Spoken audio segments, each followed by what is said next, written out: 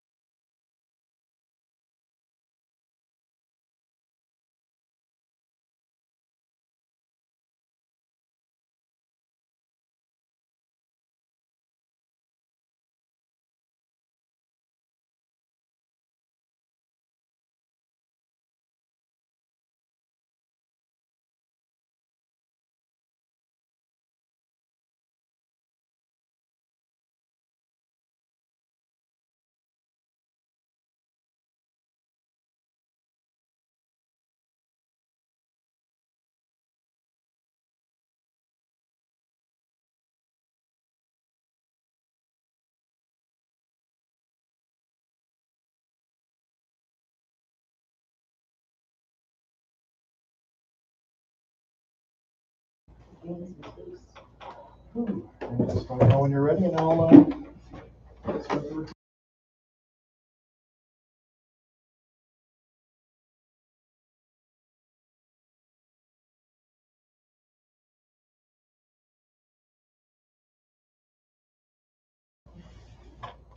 I'm doing my best.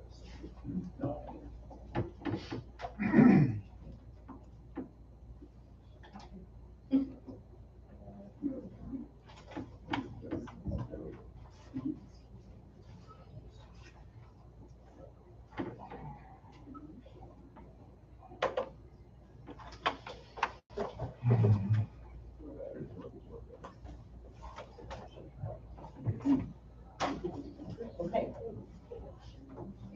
Recording in progress. Call the meeting to order. Good evening, everyone. Could we do roll call, please? Oh, sorry, this is the council meeting of Monday, June 10th, 2024. Gary Miller? Here. Tracy Snyder? Here. Jen Mazias? Here. Tom Nimus? Here.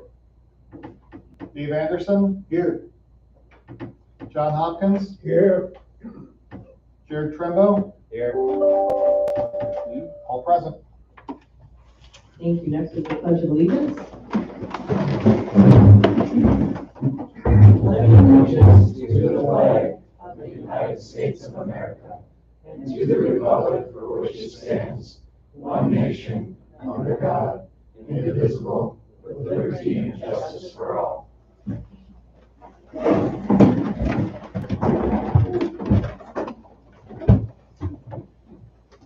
Okay, our next item is approval of minutes from the council meeting on May 13th. I did have a couple of edits that I shared with Tony. One being to make sure that we reported the consensus that was agreed to about utilization of the Omaha property for parking and other activities during construction. And the other was just that I was the one who adjourned the meeting. So move with those edits. Okay. Second. Motion by Dave, second by Tom to approve the minutes with those edits. Any other comments, questions? Seeing none, all in favor? Aye. Opposed? Motion carries. Next is the approval of monthly expenditures. We have roll call vote. Is there a motion? I'll make that motion to accept that. I'll second. Motion by Tom, second by Tracy. Roll call vote, please. Chair Trimbo, Yes. John Hopkins, Yes. Dave Anderson, Yes. Tom Nymes, Yes. Jen Mazias, Yes. Tracy Snyder, Yes. Darren Miller, Yes. Okay, motion carries. Our next item is public comment. Is anyone here tonight who would like to make public comment? If so, please step forward to the microphone, write down your address, name, and you have 3 minutes to share your thoughts. We have a full room. No one's here for public comment. All right. Good afternoon. My name is Jeff Olson, and I'll sign in here.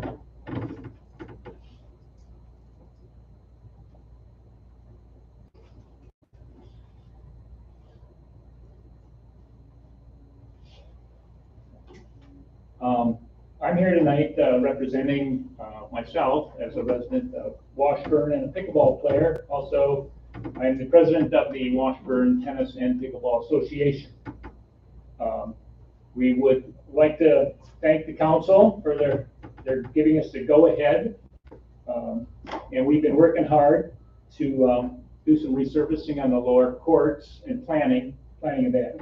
We've been applying for grants, and we've been looking for other funding sources, talking with contractors, local suppliers, getting volunteers to help out, and budgeting for all aspects of the lower court renovation, which would be the resurfacing of the courts and putting in the painting pickleball lines, having 4 pickleball courts. And it was several months ago when we shared the details with the council, so I think you are pretty familiar with the project.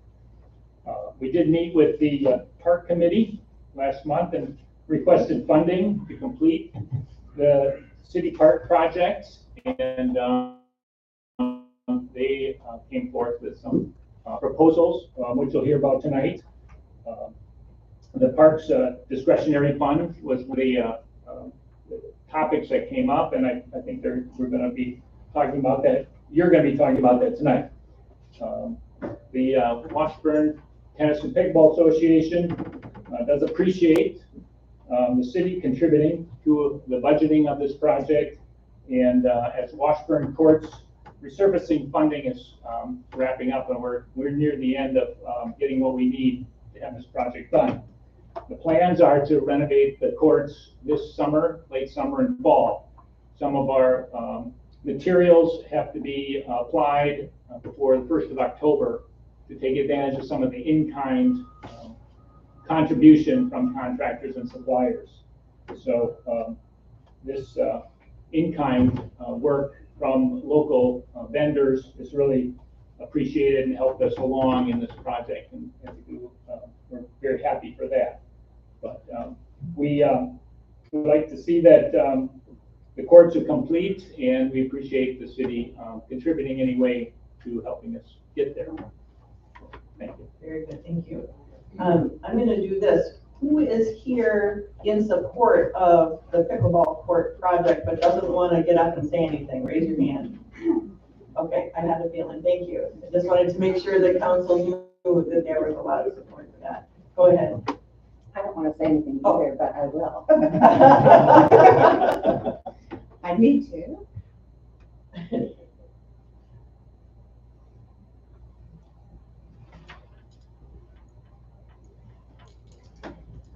Hi, my name is Chris Edmonds, and I'm the Vice President of the Washburn Tennis and Pickleball Association. And as Jeff just said, support the pickleball court conversion. As you know, pickleball has taken off everywhere, and Washburn's no different.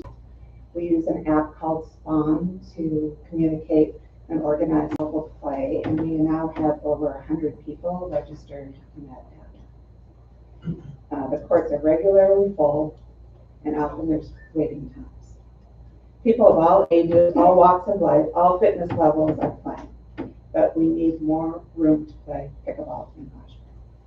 So last September, we started working on the idea of converting the 2 current tennis courts to 4 regulation pickleball courts.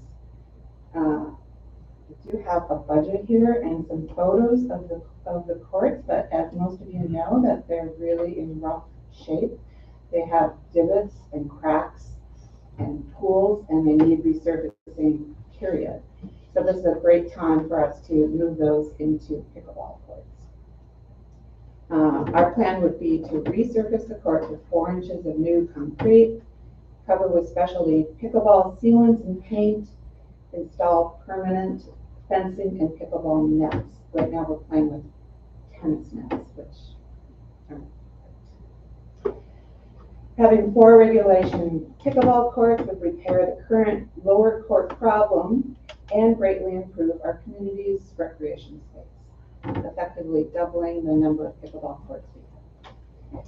As you can see, when I give you the budget, the total cost for this project is about $82,000. Our remaining need has been substantially reduced thanks to local concrete contractors who have reduced their bids substantially, offering donations of materials and time. Todd's Ready Mix is donating 25 yards of concrete and will give the project the remaining concrete at cost for a savings of $17,500. John Cook, who would be laying the concrete, is also supporting this project and has reduced his initial bid of $20,000 down to $12,000. These 2 donations make for a savings of $25,500. These offers are on the table until October 1st. We've also received generous donations from the Washburn Community Education Foundation for $5,000, to the Bayville County for $4,500, and we intend to work in tandem with the city in partnership to do the labor ourselves. We have a number of contractors who are members of our association, so we know that we can get this stuff. So thanks to the Parks Board who offered $17,500. We're coming here asking you for the whole concrete bid, which is $24,500. And thank you for your consideration. Thank you very much. Anyone else who would like to speak during public comment? Hello, I'm Susan Hall, and I live right across the street. I added up some numbers today, and I thought I'd share those with you. My husband has been keeping track of how many people have been signing up and playing the last 2 weeks. And in 2 weeks, we had 103 people playing pickleball. So I just wanted you to know that it really is popular, and it's a thing that people put into their schedules every week. It's quite the commitment from a lot of players, both in town and out of town. So I thought I'd just share that with you. Thank you. Anyone else for public comment?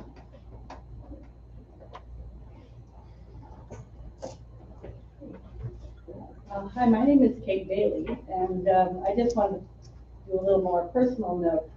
I grew up here in Washburn, and I've been gone for a long time, but as of a year ago, we've moved back. We have a home here, my husband and I, and we started playing kickball in southern Wisconsin and made such a layer of friends. And now here we are here. And I just made like a whole nother layer socially. It's been just tremendous. There's just no downside to the kickball story for me. It's social, it's physical, it's just really, like Susan was saying, it's part of our weekly routine. And I just see it growing more and more. It would really be nice for us to have a place to meet where everyone can play a little bit more. So thank you. Thank you. And when you write your name down there and address, Kate, make sure you write your title, Pickleball Grandma. Did you read the whole thing? Anyone else here for public comment?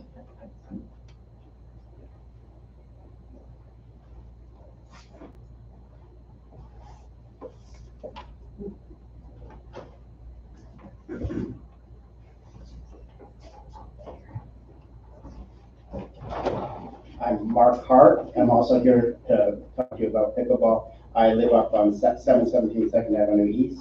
I wanted to mention one thing that hasn't been mentioned before about pickleball, and that is the value this has from a tourism standpoint.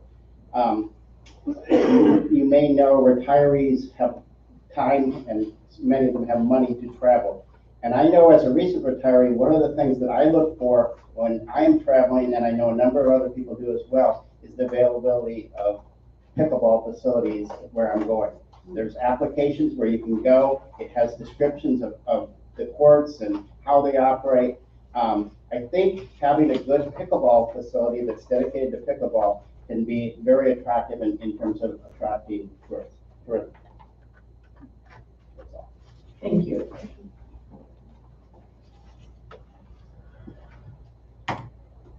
Anyone else here for public comment?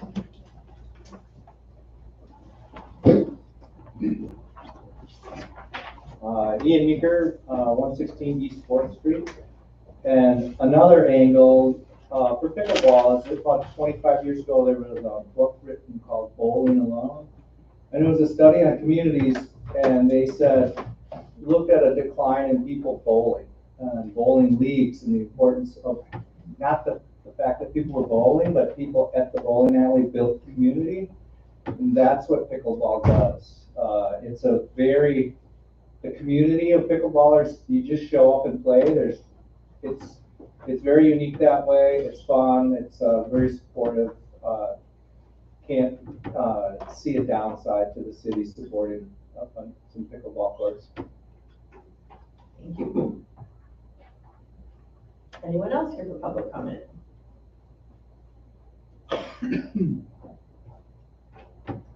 Last call. Anyone online who looks like they want to make public comment? All right, then we're going to go ahead and close public comment and move on. Our next item is mayoral announcements, proclamations, and appointments.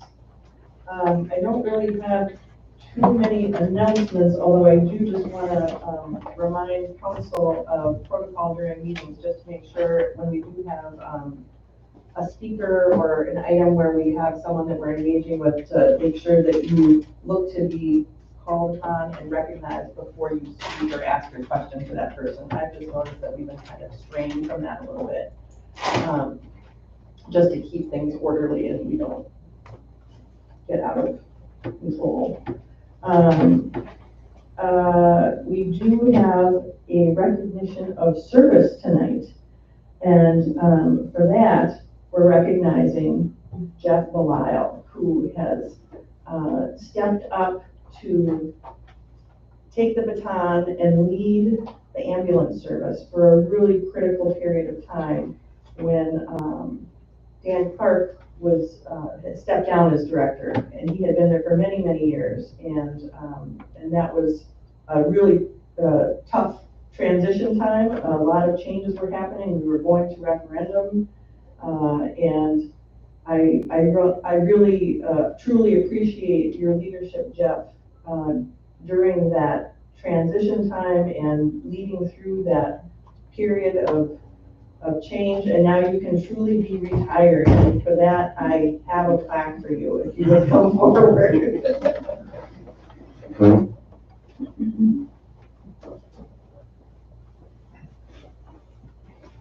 Not totally retired, still an EMT. Well, right. But in terms of being in charge. Yes, Yes, and how many years have you been an EMT? 27 years. 27 years, and he's still not done. That deserves a round of applause.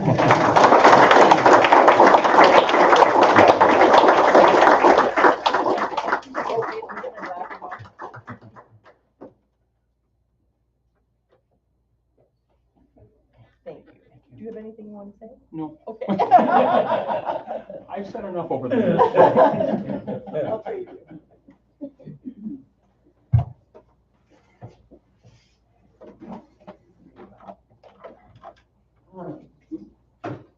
Boy, it's easy to forget the EMTs in our community when everything is going well. And it really does go well a lot of the time. So thank you and everyone. Thank you for your support. Absolutely. And councils. Absolutely. Okay, our next item is a citizen appointment, and that is Mary O'Brien Coffin to the library board. I believe you have something in your tab 1 under that. And if anyone would care to make a motion. So moved. Second. Motion by Dave, second by Tom. All in favor? Aye. Opposed? Motion carries. Thank you, Mary. Appreciate your serving on there. And our next item is an update from Badger Polish on Lost Apostle Brewery Project. Thank you. Hey, everybody. Make sure everyone online can hear me okay. Thank you. Yeah, so I want to update everybody on our progress on what's going on here. And the forward movement we have been making, even if you haven't visibly seen much of it. But prior to that, I really want to address, we've had a problem with water into the Cocoa building next door.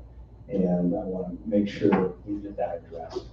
Basically, they have water penetration into the building, and we tried to mitigate that, putting some dirt up against their building, getting the runoff to move away, putting in a sump pump, and they're still getting penetration.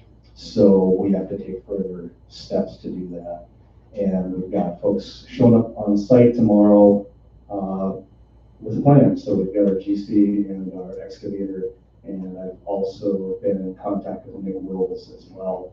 And hopefully I let him know when we'll be there, and hopefully he can show up and we'll all get on the same page.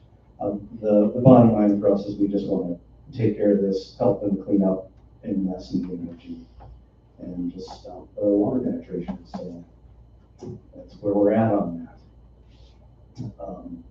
We're gonna take questions. So anyway, beyond that, little update for our project. So where we left off last was we were putting together our loan structure, and that involved getting an appraisal done, which is what we did, and that took a substantial amount of time. We did get our appraisal back, which had an effect on our loan structure. So then we had our meeting with our lending entities, and we ran into a curveball there, and that was that because of certain items that were on my plate and not the GC's plate, it created a union, non-union working issue. So we were basically forced to rebid our project. So now we're rebidding everything locally as opposed to out of town. So I did think to bring an engagement letter for you all. Maybe I'll just pass this down if that's okay. Sure. And that's from the general contractor. Yeah, so it's just an engagement letter from our GC saying, yes, we're engaged, he's obtaining bids, and that they are still able to start, so we'll be able to start as soon as possible. Then the next thing we need to do is to finalize, again, this loan structure. And this stuff is a little out of my wheelhouse and kind of confusing for me, so I've asked Matt Kroll to accompany me tonight to sort of reconvey everything, hopefully better than I'm able to. But the bottom line is we need our bids in, we get our loan structure done, and we have 4 lending entities. So they basically buy up the pie, and that's how that works. What's collateral, who's leveraging what. And then once that structure is done, it moves through the bank, and that's what we're doing. So I don't know what else to tell everybody in that regard. Just to clarify, so that was ready to be done, and then you had to switch contractors? Okay. Yes. And so you had to redo that last part? At that before you stage, got- yes. Yeah, and that's what happens. So now we have to rebid, which of course takes a substantial amount of time, especially during the construction season to get everybody to get in. So that's where we're at. Okay. Is Matt gonna step up? Yeah, Matt, you want to? Yeah, thanks. I'm here. Yeah, clarify that a bit, I Sure. guess. Hi, everybody. Yeah, I just can tell you everything you just said is absolutely true. It's, as I've mentioned this body before, this is a very complex deal. A lot of moving parts, a lot of financing, different entities that are involved with the financing. We were definitely not expecting the curveball we got regarding the general contracting situation. That's thrown us back, I think, a good 6 weeks, probably. But we have everything else we need. The bank approved this back in August, I think, of 23, subject to a number of things, which we're now finalizing. It may seem like nothing's going on, but I can tell you for sure that Badger and I talk every week, if not every other day. I know he's busy. He's all in on this still. Bank is by his side. It's just that we need to get the numbers straight before we can get that final loan structure. And then once we get that final loan structure, the Small Business Administration will sign off on everything. The bank will sign off on everything, and then we can go from there. Time-wise, everybody wants to know when is this going to happen? I would say at some point in July we're going to have a final approval, and I think that his new GC is ready to break ground shortly after that.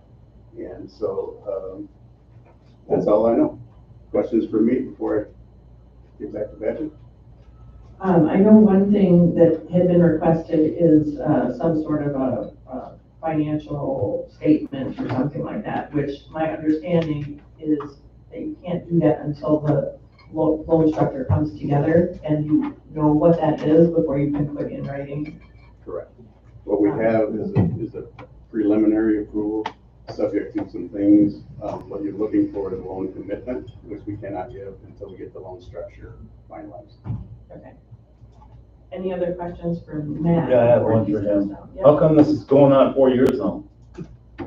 It should have been, the loan stuff should have been taken care of at So least is 2 that a years ago. question for Yes. Badger or for Tom? Well, Or for Matt? both. For both. And I do have questions for Badger, yes. Yeah. Because of my constituents. All I know is that, Tom, is that for the last 2 years, I don't know where the 4 years is, but for the last 2 years, I've been working with Badger extensively. Like I said, every day, every week, every month, to get this done. It's a very tough deal. It's worth fighting for, and sometimes things take time and they're worth fighting for. This is a multi-million-dollar investment in this community, and going to employ a lot of people in this community. And I know it's taken a long time and it's frustrating for everybody, but there's nothing we can do about it, other than keep pushing forward. Thanks, Badger. Did you want to address that? I have a couple questions for Matt. Oh, sure. Hey, Matt, before you, so you just said this is remaining, subject to a few remaining items. Are you able to say what items are outstanding that the bank is waiting on? I'd rather not, because it's confidential. Okay. And so I don't want to breach any kind of confidentiality. Okay. It's all related to financing and getting people happy with the numbers. Okay.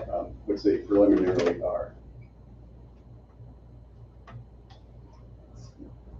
Anything else? For Matt? No, I have Badger. Okay, go ahead. So this is going on 4 years now. I have people asking me all the time, what's going on with that hole? They call it the hole.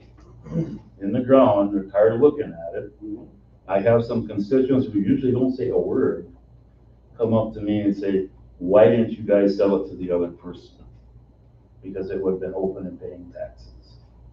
Now, I've talked to a few business owners, and I have a nephew who does brew, and breweries are closing down in Minneapolis, Milwaukee, Chicago. They're going back to neighborhood corner bars in Chicago. That one shut down in Duluth, the restaurateur from Superior bought that one. So Is there a question? I'm not done yet, I'm getting there. So my question is this, and you're gonna make a go of it when I think we're already saturated in the area. There's 3 breweries and a distillery in a 30-mile radius. And then plus you have to make a whole ton of money a year to make a go of it with what your payment is going to be plus overhead. Is there a question? How are you gonna make it when you have that huge ass payment to the bank, and then you're probably looking at another $250,000 to $300,000 a year in overhead on top of that? Tom, my business plan has been vetted by multiple banks, and this is what I do as a consultant. And I have traveled across the country and across the world helping people put together breweries. My job is to crunch numbers and make sure I have a viable plan. That's what I've done. I appreciate your input. I think I know my industry, and I didn't do this because I thought of it. And I'm not getting a loan because the bank thinks it'll fail. I don't know how else to I hear your concern, and that's the purpose of doing extensive research and business plans. We've done that. We feel confident. And we think the area deserves it. We think it's going to add a lot to the area in terms of jobs. I think you're going to see your return on taxes. Option A. That's our option 1. Gary Miller, Yes. Tracy Snyder, Yes. Jen Mazias, Yes, can you hear me okay? yes. Okay, thanks. Tom Nymus, Yes.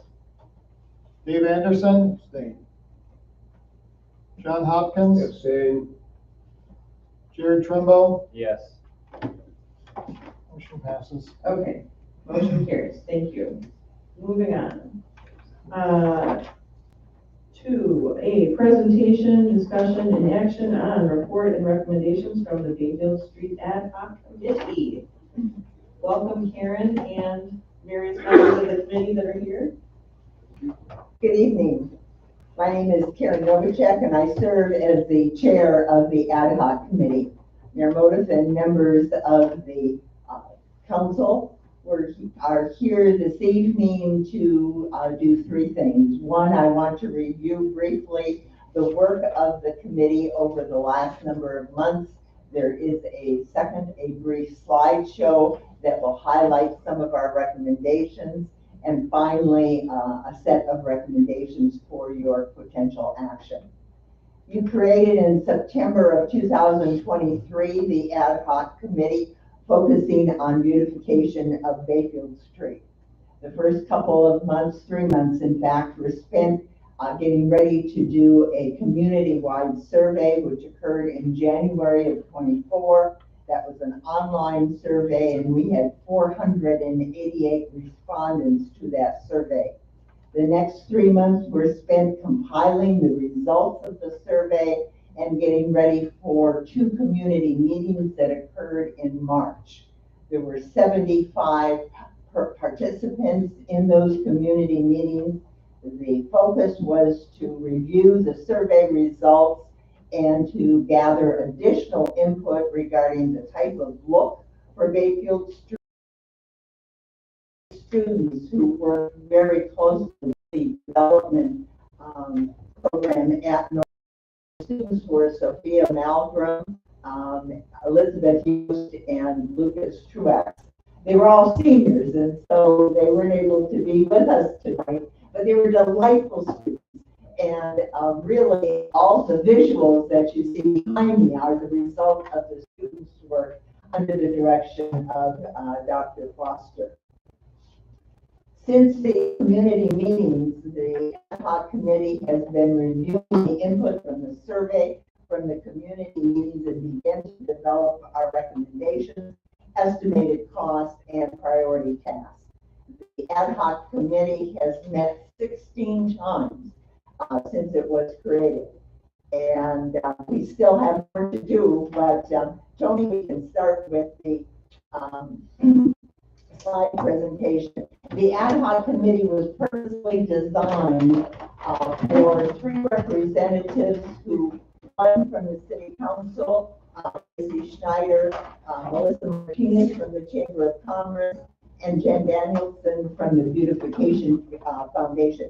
In addition, we had 3 business persons, Susan Lynch, John Wheeler, and David Sneed. So it was a balanced committee, I feel, in terms of the kind of input that we were able to receive. Jen, are you able to see this?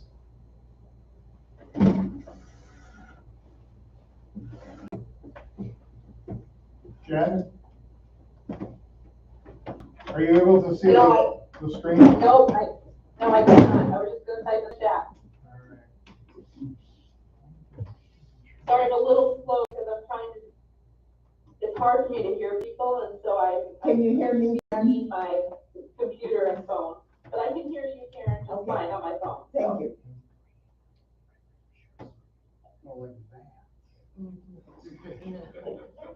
Just can't see the slide yet. Oh, look at that. There we go. All right. Thanks. Tony, next slide.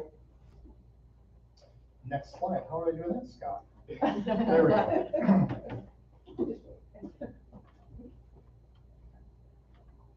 Okay, so we're going to be briefly talking about the survey, the engagement analysis, and our final recommendations. Next slide. This is the age demographics of the persons who responded to the survey, and it's kind of a small, so the first bar is under 18, 18 to 34, 35 to 49, 50 to 64, and 65 and over. And the darker green are the respondents in those age categories. So a fairly balanced. People over 65 were probably more involved in taking the survey, but I think it was a fairly balanced. Next slide. This shows whether persons live in Washburn or not. We did not restrict the survey, but you can see that 76% of the respondents lived in Washburn. 11% lived on Bayfield Street, and interestingly, the last pie chart, how long have you lived in Washburn? Again, fairly balanced. The majority at 38% was over 20 years, but 25% were under 5, 6 to 10 years was 19, and 11 to 20 years was 18. So I think that was a fairly balanced, response from our community. Next slide. And this came from both the survey and the community meeting. How important is a sense of place? Usable, identifiable community, encouraging stopping and gathering, strength and connection, beauty and aesthetics, and an active, excited community members. Those were some of the things that we heard in the community meetings. Next slide. They asked about how we can improve Bayfield Street, welcoming and inviting, trees, flowers, lighting, property management, signage were some of the themes that people shared about how Bayfield Street could be improved. Next slide. Common themes, aesthetic appeals, unique Washburn identity, cohesive, not competing designs, trees, green design, decorative lighting, concerned about safety and traffic, walkability and bikeability were some common themes. Next slide. And the top preferences, and this is critical to the work of the Beautification Committee. The longest and the most substantial preference was sidewalk flower planters. Next, pocket parks, benches, hanging flower baskets, decorative holiday lighting, decorative trash barrels, and seasonal banners was the least preference. So again, people were, you can see the top three: planters on the sidewalks, pocket parks, and benches. Next slide. This is an interesting, again, I apologize for the small print on the bottom. This was visual preference, and you, in the back of the room, you will see that visual preference. And we asked about modern, artsy, small town, and nature. Nature is the red bar on the highest, both the high, and no one was neutral or low or least regarding nature. That was the theme, the visual preference that community members that came to the community meetings felt that Washburn's look should focus on nature. Next slide. Report to the zoning and planning commission. Okay, motion by Darren, and I got John as the second on that, to approve the concept and move it forward to plan commission. Are there any questions on this?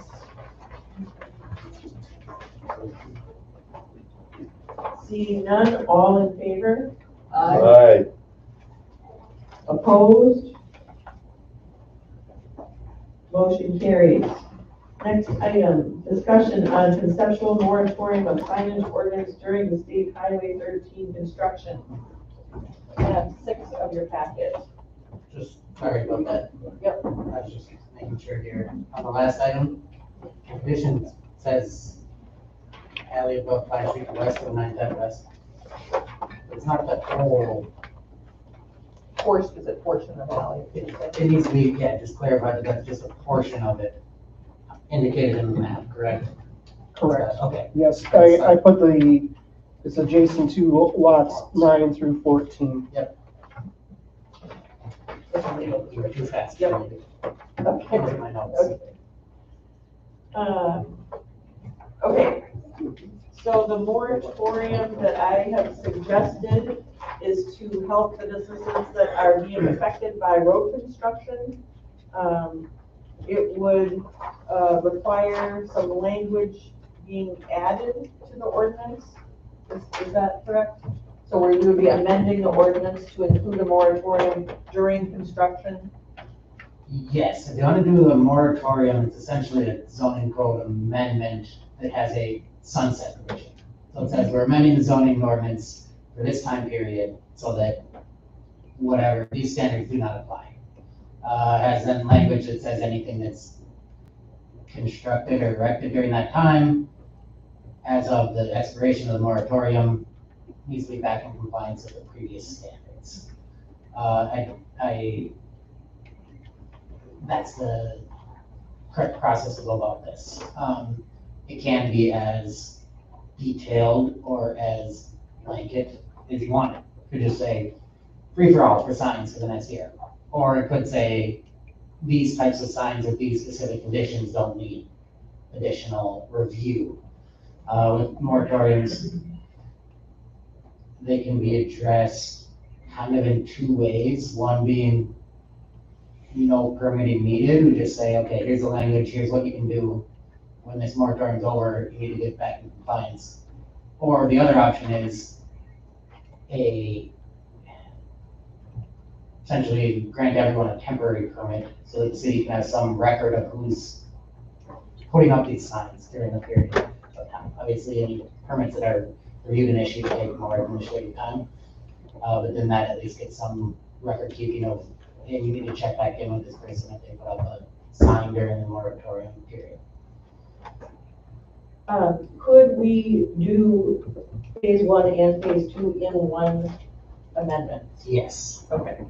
Because then we just have to do one thing to cover both phases of construction, allowing businesses to put up signage that we would not normally allow, such as floppy man at Patsy's. I haven't seen that. I was looking for it. I haven't seen it. It's not out every day, but, go ahead, Tracy.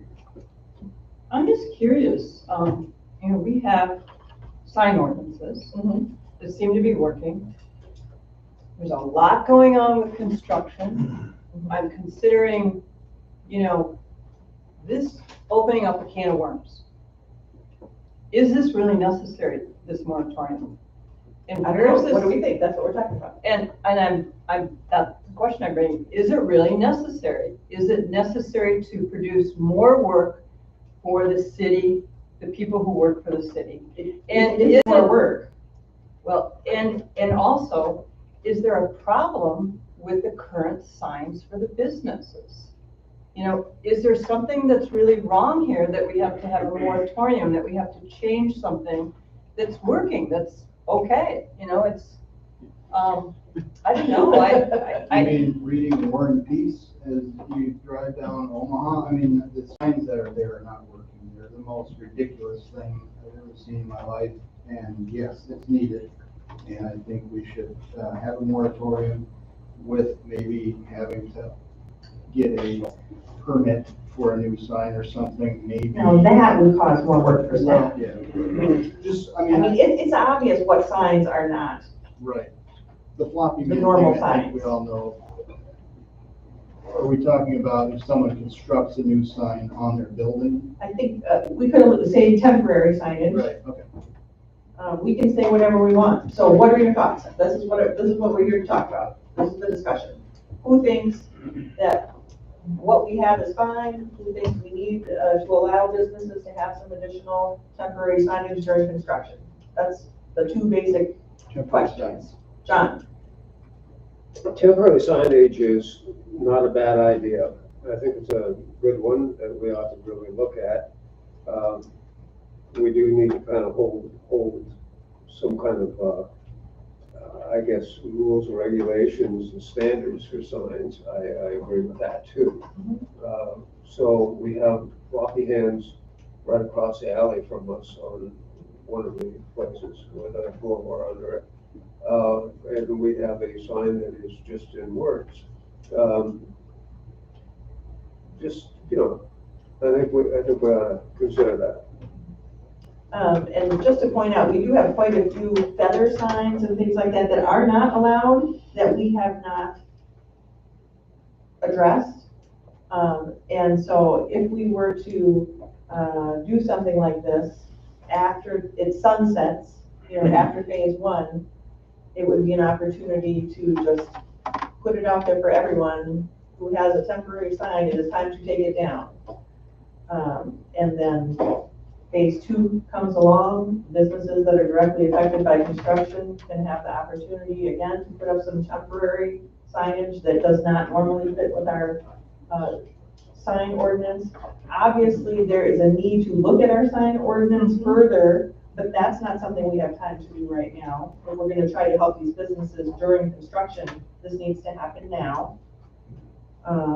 So, Tom. So if we do this, that should be permanent, so we know who has them. But that's going to cause more work for the city. Well, we don't want a free-for-all. We want to be able to know who has them, so they have to come down when section one is done. And then when we go to do the other side, they can do the same. And when that is done, they have to come down. What does everyone think about having to keep track of who has a temporary sign? So I think one thing that if we do move forward with this, and need a little more direction here, areas that I see specifically are considering moratorium or allowing non-conforming signs that are on premises, or are we doing it for off premises, or both?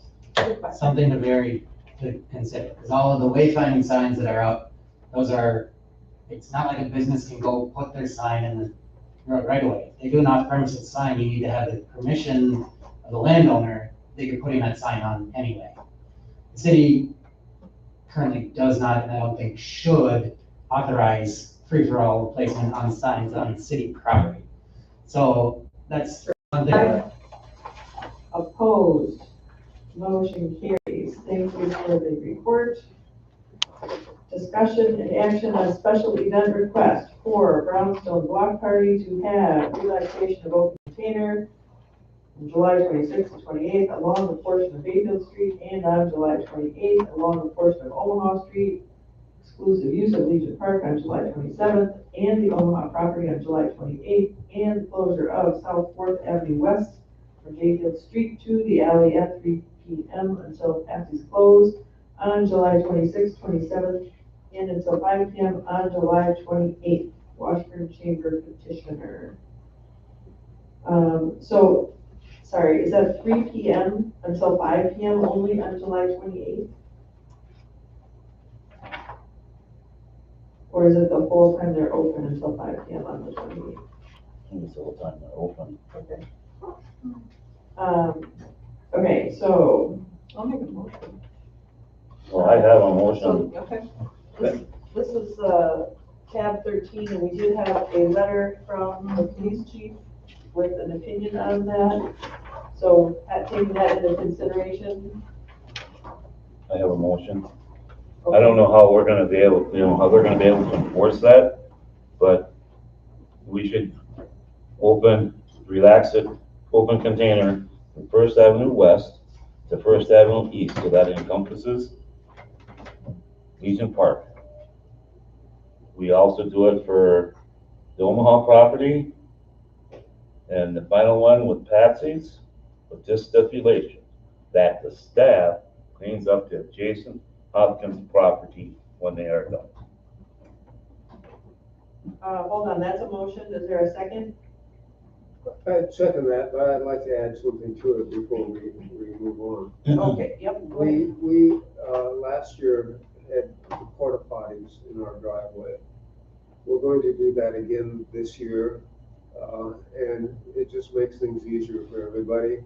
And we didn't have much problem last year with people leaving things, and so I don't anticipate the fact that we will again. I do recommend, though, because of the way the road is constructed, that we do have trash containers or places for trash to go all over where, between whatever the limits are here that we have. If we're gonna have people carrying bottles and cans, that I found a few bottles, added them to my collection. It was kind of easy to do. Okay, so the motion is to allow open container on. I don't see how they can enforce that. To First East. Right.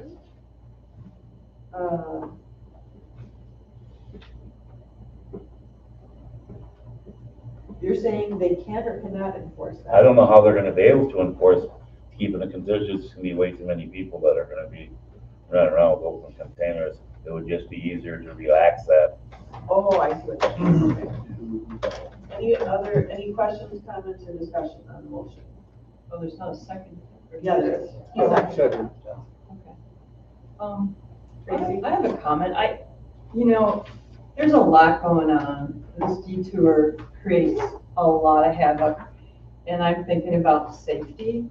And you've got a police chief who's written a letter that is recommending to not have open container, but to, he said he would be okay with confined to the Omaha properties for festivities on Sunday between the hours of 9 a.m. and 5 p.m. I think we need to trust our police to know the beat of, hey, we couldn't, we're having difficulty dealing with people. I think even during sound check weekend, there was some mention of some issues coming up. And safety first, and I don't know, I just think that it would be wise to follow his recommendations. And yes, I think it will be difficult to police open containers, but I think if you follow his recommendations and trust that he knows what will be the safest, I think that's really important. Quick clarifying question on the Patsy's road closure. Do they do an extension of premise or something like that? they request that? They typically do. Yeah. Yeah, they will need to do that for their property, but And this so- would allow it to be in the street. Okay. My understanding of the motion too is we're just talking about right now the open container issue and the relaxation of that. But he also included the closure capacity. Oh, in the motion. So, any other comments, questions? Otherwise, we'll take a vote. Well, but, I mean, it's 2 nights out of the year, happens every year, I think it's gonna be fine. Betsy's needs boost. You know, I understand the safety issue, but, you know, at the end of the day, people are responsible for their safety and what they participate in on a weekend. So I would agree that we should open it up and let Patsy's do their thing as normal. And this is in the portion that is not under construction, right? So it would. Correct, it would be from the, right, it's, it'll be from the barricades to the alley, that's where they have it. Right. Usually from the streets to the alley. Yeah, you've never been able to be in the highway unless they close the highway. Right, So you see that as a safe, yes. like containing space for people? Yeah, and same thing with the other one, there's no construction from First Avenue West to First Avenue East. And they're gonna be drinking in Legion Park anyways, so we might as well encompass it. It's a once-a-year deal, we've been doing this for years, only this year we had the construction, it's not all the main streets or from down that way to Central Avenue. It shouldn't be a problem. Okay, Tracy, one more time. Ken's not here. Scott, do you have any words from the police? I mean, I just thinking about. We have a letter from Ken. I've got the letter, but I mean, any other information? I don't have any more to add. I mean, I do believe that there is a concern of being able to enforce, and it is going to be a difficult weekend for them. And that is what he's relayed to me. It always is. I think it's also the fact that the highway is tore up there, so it's not a matter of policing open container, it's keeping those people also out of the construction. construction. Yep. So that's why you made it only that part of the highway. So, any other questions, comments? Darren? Yeah, my only concern would be, is there a possibility of putting up extra fencing or something to keep them off of 13? This happens every year without fencing. Wow, but there's no 2 or 3 foot drop. No, it wouldn't be where the construction is. It's only that way. No, he's talking about down by Patsy's, right? Oh, by Patsy's. By Patsy's. That's all barricades over there. And that may even be filled in by And they that. normally barricade it off anyway. John? Right. The last couple of years with the bans and things there, the people that came in actually did go out into the street, and traffic that was coming by slowed down. It was single lane around. It's a fairly big group of people that show up there. I don't know if we're going to have that many people this year. I think that may be off a little unless we have something special, going on to have more people here. We also have people in our yard. We have people sitting under the trees. It's just kind of nice get together and things.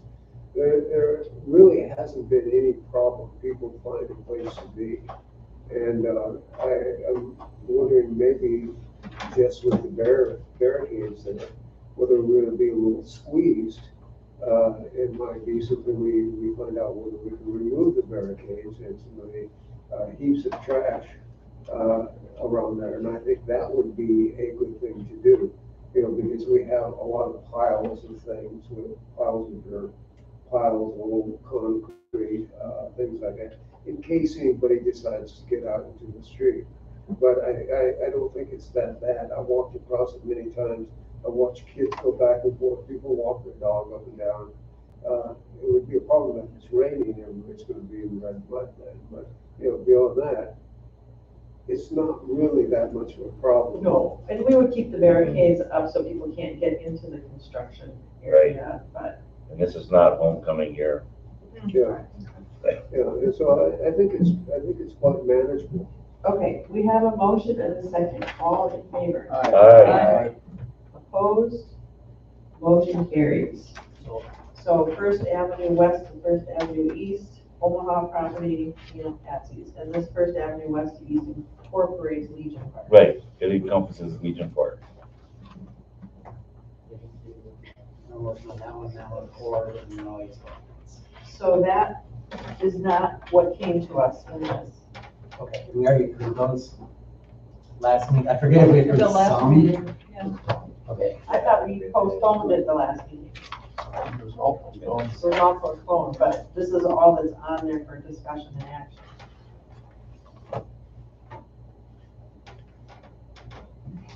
No, well, the agenda is the special requests. Yeah, It's everything on the memo.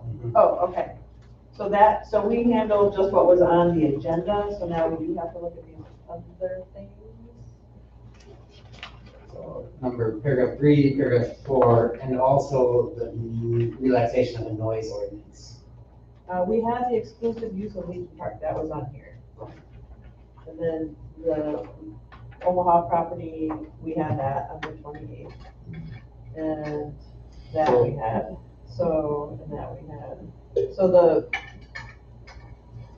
noise ordinance is the part that was not specified, so far, it looks like. So we did part of that with the open container to a specific area, so I guess we're outstanding on the noise ordinance. We can relax, and I'll make a motion to relax the noise ordinance. For that whole Yep. period of time? Okay, so motion by Tom, second by Dave, all in favor? Aye. Opposed? Motion carries. Thank you, okay. Next item, discussion and action on approval of Class C wine license for Ghost Ship Gallery LLC at 318 Oswego Street, Eric Cooper agent, Class B beer and Class C wine licenses for Dog Center LLC at 30 East Oswego Street, David Steve agent, and Class B beer and Class C wine licenses for Mudbrook LLC at 310 West Oswego Street, John LaPlante agent. Recommend, we approve the alcohol beverage retail licenses. I'll second. Motion by Dave, second by Tom to approve those licenses. Right, have something? Yes. So in my recommendation, it was to approve, the 2, but then also pending for Mudbrook and Dog Sending, because the police had not had a chance to inspect them. Sure. The dog sending is still under construction, so he could not get in there. And at the time, actually, he may have been able to get to the new pizza place, but at the time, it was closed because it hadn't opened yet. So are you fine amending your motion to include pending inspections? I'm fine with that. Okay. Any questions, comments, discussions? Seeing none, all in favor? Aye. Aye. Opposed? Motion carries. Okay. Next item, discussion and action on approval of annual alcohol license renewals. This is tab 13 of your packet. The recommendation is to approve all non-delinquent alcohol license renewals as presented and approve alcohol license for the identified delinquent licensees pending payment of back taxes and utilities. 1 So through moved. 15. Okay, what's that? 1 through 15. There's Yeah. 15 in there. Well, but as stated in that. I'll second that. So that was a motion by Tracy, second by Jared. Any questions? I just have, like, I mean, so how long do you wait with the delinquent licensing? Until they can show proof that they paid it. So they can't Yeah. serve alcohol. As of June 30th? As of June 30th. So as of June 30th, they have to stop Selling serving alcohol. alcohol until they pay their taxes and utilities. Correct. And how often does that happen when they don't? I mean, I'm just curious. I mean, This is the first that I've had to put that on a Okay. organization. Oh, okay, and there's 3 of them. Correct. And it's since, not- and since this went out, has anyone paid? I checked this morning and no, these 3. These are 3 still have not paid. So June 30th, they will no longer, and then who like, I will contact them to tell them that it was approved pending okay, proof of this. okay, gotcha. And then tell them what the cost would be. Okay. And it's not, they can't serve alcohol again once they pay this. They actually have to get the physical permit card issued and have it displayed in a frame Also, and it's, posted. oh, yeah. So they can't pay it on the night of the 30th and expect to serve alcohol the next day. So they have to pay it like a couple weeks. Well, however much it It takes for processing. Yes. Well, I mean, and we won't issue a license until they pay our licensing fee, so dropping in the Dropbox doesn't count, because Gotcha. they're not gonna get it until we receive the payment for that as well. Okay, so we have a motion and a second. Any other questions? Seeing none, all in favor? Aye. Aye. Opposed? Motion carries, and with that, our business is done, and we are adjourned.